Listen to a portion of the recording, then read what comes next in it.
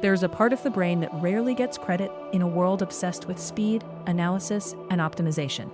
It doesn't shout. It doesn't justify itself with data. It doesn't rush to explain. It waits. And when we slow down enough, it speaks with extraordinary precision. The intelligence we've forgotten to trust.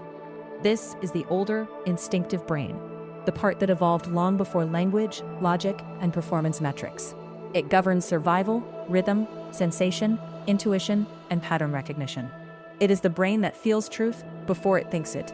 And in my experience, it is the part of us most deeply connected to healing, purpose, and sustainable power. After decades immersed in movement, breath, Ayurveda, strength training, coaching, and spiritual inquiry, one truth has become unmistakable.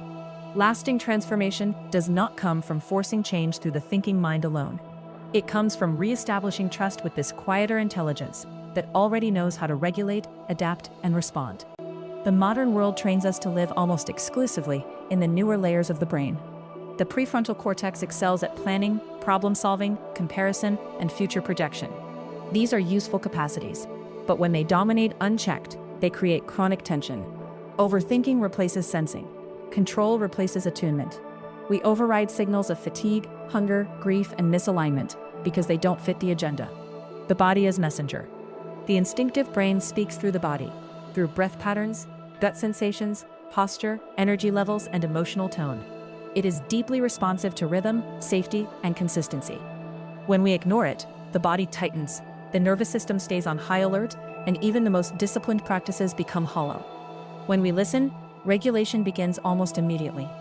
This is why traditional systems like yoga and Ayurveda never separated mind from body or performance from presence.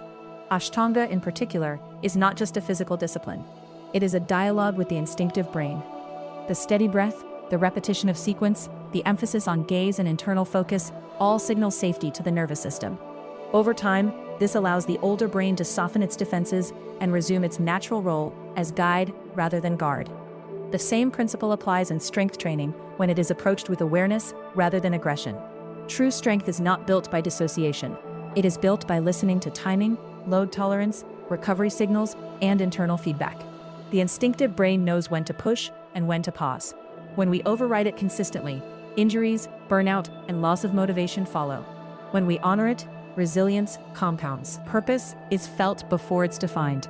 Many high-performing individuals are brilliant thinkers who feel disconnected from themselves. They can articulate goals clearly, yet feel chronically unsettled or unfulfilled. What they are often missing is not clarity, but contact. Contact with the part of them that knows what is sustainable, meaningful, and true, beyond external validation. Ikigai speaks directly to this integration. Purpose is not a mental construct alone. It is a felt sense of rightness, a quiet alignment that the instinctive brain recognizes immediately. When purpose is lived rather than strategized, comparison loses its grip. The nervous system relaxes, energy becomes more consistent. Action feels less forced and more inevitable, returning to the wisdom that never left. Tuning into this older intelligence requires unlearning as much as learning. It asks us to slow down enough to notice subtle cues, to prioritize rhythm over intensity, to value recovery, silence, and repetition, to trust that not every decision needs to be reasoned out loud. Some truths arrive as a calm knowing rather than a convincing argument. This is not a retreat from ambition or growth. It is a return to coherence. When the instinctive brain and the thinking brain work together, effort becomes efficient, discipline becomes kind, power becomes sustainable. In a culture that rewards noise, choosing to listen inwardly is a radical act. Yet it is here, in this quiet intelligence, that the body remembers how to heal, the mind remembers how to focus, and the individual remembers who they are beneath conditioning. The instinctive brain has been waiting patiently, not to control you, but to support you, not to limit you, but to guide you toward a life that is not just successful, but deeply lived.